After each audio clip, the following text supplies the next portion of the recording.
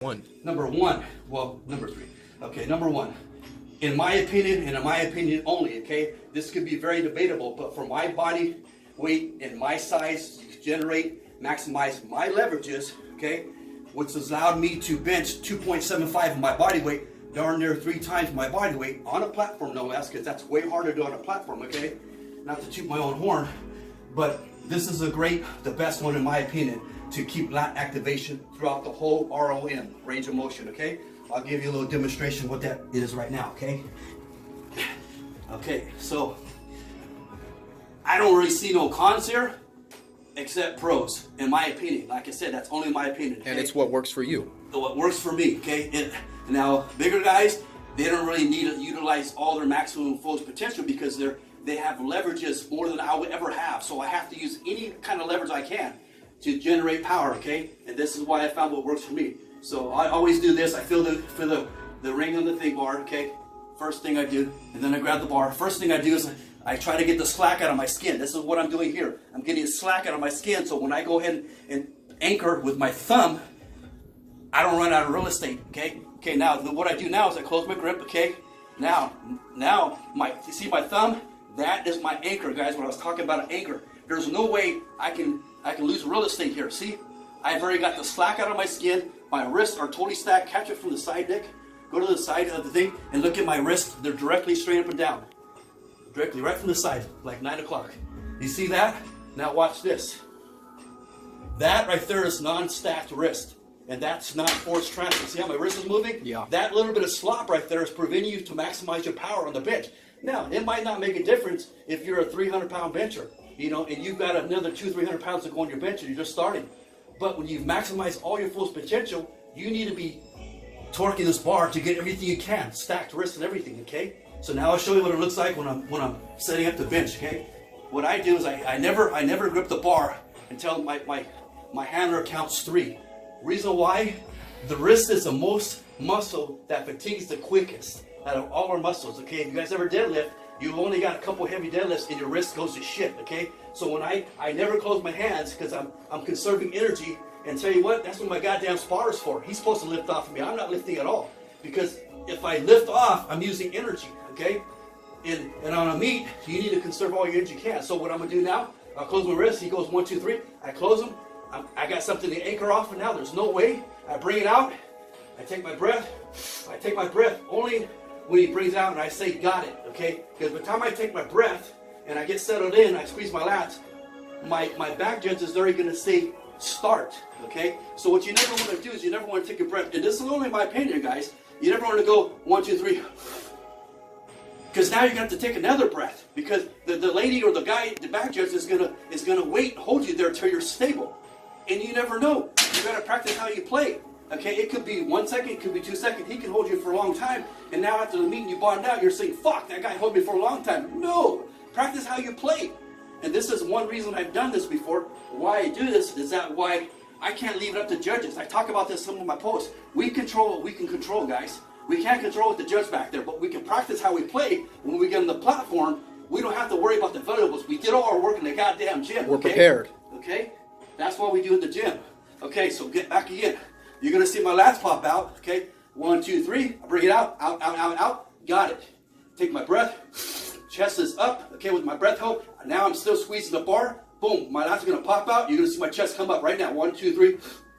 Bam, there it is. Chest up, the bar is bent. The whole time I bring this bar down, I am bending the fuck out of this bar because if I let go, boom, my lats will blow out. And trust me, guys, I've done it before in the meet when I was trying to break the world record. I broke the world record, but I was trying to beat my world record and I lost one of my lats and it came down. And that's why I tell you guys, I can tell you when you're not using your lats, when it comes down and there's a little bounce. I've commented on some of you guys' videos, because it comes down and it bounces, that means you're not tight. So this bar, I can't touch my chest right now. There's no way, because there's not enough weight on the bar. And when your lats are super tight, this is as far as I can go. So I'll try to explain it right there, and I'm not going to get set too much, okay? So when I bring it down, that's as far as I can go, okay? If my lat blows out, look, I can come further. But now, by doing that, my shoulders are compromised. Okay, now if I go down untight, my shoulder has got more rotation. They're not protected, okay?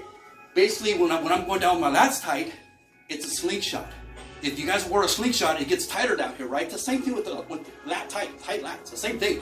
Okay, so if you had a slingshot off and it ripped, they're gonna blow out too. The same thing with the lats if you're properly using the lats. Same damn thing, okay? So that can kind of carry over to what I was telling you about that. Okay, so now we'll move on.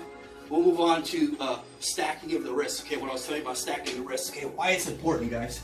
Force transfer, right? It's force transfer. I'll tell you what force transfer means. Okay, why stacking the wrists is very important. I'm gonna give you 3 analogies about force transfer and what that means. Okay, you guys all have probably got a nail and a hammer and try to nail it into a 2x4 or a wall or whatever it might be. Okay, you're hitting it. It doesn't really go in that because you're not really hitting it directly in the middle, in the sweet spot. Okay, and you're hitting the same amount of pressure, but some go in further, some go, and then all of a sudden you hit it dead smack in the sweet spot. Boom, the fucking nail goes down way further. We've all done it, okay? That's one analogy. That's force transfer, so where you're getting everything you can out of your stacked wrist, okay? If there's any slop in here, there's no force transfer. To maximize the force transfer, that bar has got to literally be right there, okay? And you got to have an anchor so you can torque to hold it right there. But you got to get that slop out. False grip, it allows it to lose real estate. That doesn't work, okay? Okay, so now I'll give you another analogy, okay? We've all probably hit a baseball with a baseball bat, okay? You swing at it, it jams you, it's inside, ew, it vibrates, it hurts, right? And it does. That's not force transfer. That hurts, right? And the ball, thump, it doesn't go nowhere. Yep. Ground out, you get freaking thrown out first base, okay? Yep. Okay, now the second one is, if you hit it way on outside the bat, thump, it actually even hurts more. Yeah, that even vibrates way worse, that hurts okay? more. And it doesn't go nowhere. But all of a sudden you hit it right in the sweet spot, and boom, it just explodes off your bat and doesn't even feel like you hit the goddamn ball. Because it literally feels like you went through the ball and it goes a mile long. That's maximizing force transfer of that bat hitting a sweet spot. Guys, that carries over to the bench. The same thing.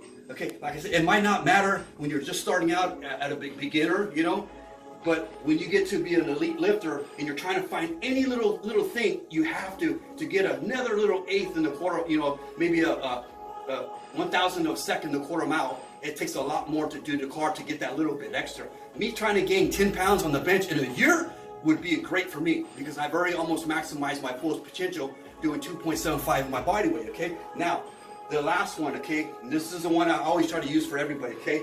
We've all played pool before, okay? And you have somebody rack the balls hella sloppy, right? And then you go to hit it, thunk, they don't go nowhere.